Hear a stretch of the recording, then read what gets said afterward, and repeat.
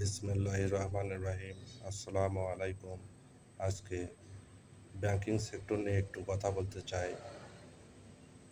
Bank একটি এমন system বাংলাদেশে যেখানে সুদের ছড়াছড়ি, কিন্তু আল্লাহ সুদকে করেছেন হারাম এবং ব্যবসাকে করেছেন হালাল। তারপরেও আমরা বেশিরভাগ মানুষ আজকে সুদের দিকেই ধাবিত।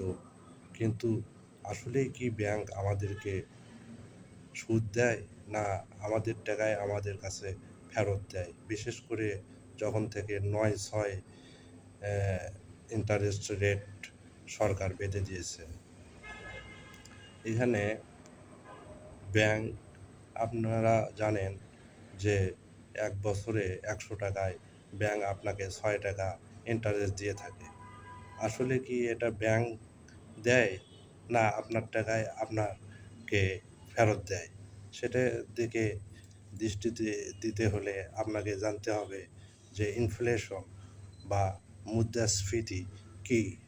মুদ্রাস্ফীতি এমন এক জিনিস, ধরেন এই বছর আপনি ব্যাংকে টাকা রাখলেন ১০০ টাকা, আবার এই ১০০ টাকা দিয়েই আপনি আজকে হয়তো ১ কেজি ভালো মানের চাল পেতেন, কিন্তু দেখা গেল পরবর্তী বছর মানে ২০২৪-এ আপনি ১০০ টাকায় ১ কেজি চাল পাইলেন, কিন্তু ২০২৫ সালে গিয়ে দেখা গেল যে ১ কেজি চাল আপনাকে ১০৬ টাকা বা ১১০ টাকায় ক্রয় করতে হচ্ছে। তার মানে আপনার নিম্নে ৬ টাকা থেকে ১০ টাকা আপনার কমে গেল আপনার মূল অ্যামাউন্ট থেকে। তাহলে আপনি প্রকৃত ব্যাংকে যে ১০০ টাকা রেখেছিলেন সেটার ভ্যালু এসে দাঁড়াইলো ৯৪ টাকা বা ৯০ টাকা। অথচ ব্যাংক আপনাকে ১ বছরে আপনার টাকার থেকেই ধরেন ওই ৬ টাকাটা ফেরত দিল। কিন্তু মুদ্রাস্ফীতি যদি ১০% হয় তাহলে তো আপনার আরও ৪ টাকা বেশি লস। তাহলে কোথায় ব্যাংক আমাদেরকে ইন্টারেস্ট দিচ্ছে? আমাদের টাকাই তো আমাদের কাছে ফেরত দিচ্ছে। তো আল্লাহ তো সুদকে করেছেন হারাম এবং ব্যবসাকে করেছেন হালাল। তো আমরা এমন এক অর্থনৈতিক ব্যবস্থার মধ্যে আছি যেখান থেকে বের হওয়া অতীব কঠিন, অতীব কঠিন, অতীব কঠিন। আপনারা যদি সচেতন না হন, এই ব্যাংকিং ব্যবস্থায় আপনাদের জীবনের জীবনমান কোনোদিনও উন্নয়ন ঘটবে না এবং দেশের উন্নয়ন ঘটবে না, আমাদের সার্বিক উন্নয়ন ঘটবে না। শুধু ব্যাংকেরই উন্নয়ন ঘটবে। ব্যাংকের কর্মচারী কর্মকর্তারা আরাম-আয়েশে পাজরো নিয়ে ঘুরবে এবং এসি রুমে বসে থেকে বাতাস খাবে। আর আপনারা মাথার ঘাম পায়ে ফেলে অর্থ উপার্জন করে ব্যাংকে রাখবেন। আর সেই অর্থ কি সুন্দর ব্যাংক আপনাদের অর্থ আপনাদেরকেই ফেরত দেবে সারা জীবন। আর আপনারা মনে করবেন, আহা কি সুন্দর আমরা ইন্টারেস্ট পাচ্ছি, হ্যাঁ, ব্যাংকে টাকা রেখে লাভ পাচ্ছি। আসলে এটা একটা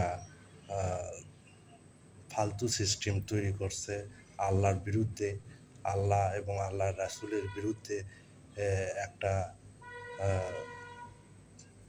সিস্টেম, যেটা ইহুদি খ্রিস্টানদের সিস্টেম, সেই সিস্টেমটা আমাদের এখানে চালু আছে।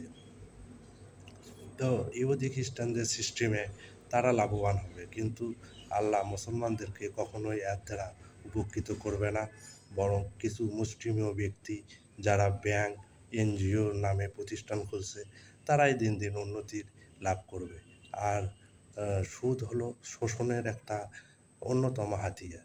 মানুষকে কীভাবে শোষণ করা যায় সেটা অর্থনৈতিকভাবে শোষণ করার একটা বড় মাধ্যম হলো এই ব্যাংকিং সেক্টর।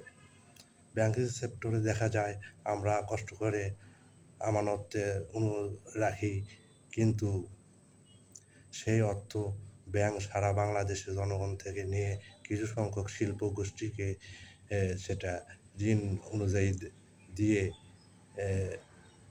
তাদের উন্নয়ন ঘটায়, কিন্তু প্রকৃতপক্ষে যারা ব্যাংকের অর্থ রাখে তাদের কোনোই উপকার আসে না। তো it must be avoided by the avoided interest to all people thinking about the matter. অবশ্যই এই ইন্টারেস্টের বিপক্ষে জনগণকে ভাবতে হবে এবং ব্যাংক থেকে অর্থ উঠিয়ে আপনারা বিভিন্ন স্থায়ী সম্পদে বিনিয়োগ করুন, তাহলেই আপনারা লাভবান হবেন। স্থায়ী সম্পদ অথবা স্বর্ণ ক্রয় করুন, তারপরে স্থায়ী সম্পদে বিনিয়োগ করুন, জমি জমা কিনুন, ব্যবসা করুন, কিন্তু ব্যাংকে আপনারা অর্থ রাখেন না। এটা আপনাদের জন্য বিরাট ক্ষতির বিষয় হয়ে দাঁড়াবে। অনেক কথা হলো, কথা তো অনেক রয়েই গেল, কিন্তু আমার ভিডিও তো কেউ সেভাবে ফলো করে না, এই জন্য বেশি বললাম না। এটুকুই। খোদা হাফেজ।